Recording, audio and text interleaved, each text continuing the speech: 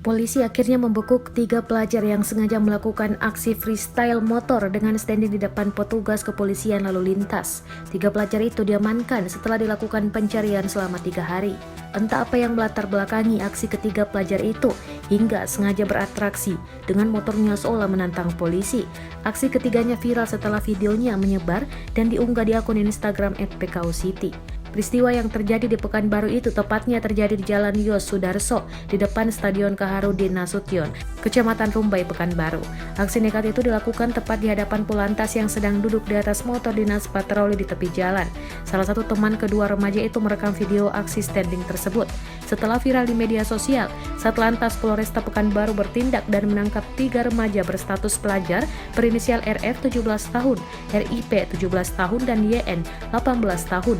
Berdasarkan video viral, kami melakukan pendalaman sehingga didapati alamat ketiga orang yang masih berstatus sebagai pelajar, kata Kasat Lantas Polresta Pekanbaru, Kompol Emil Eka Putra, dikutip dari tribunmataram.com dari kompas.com. Ketiga pelajar diamankan pada Jumat 12 Juni 2020 setelah melakukan aksi nekat standing motor depan Polantas pada hari Rabu 10 Juni 2020 lalu.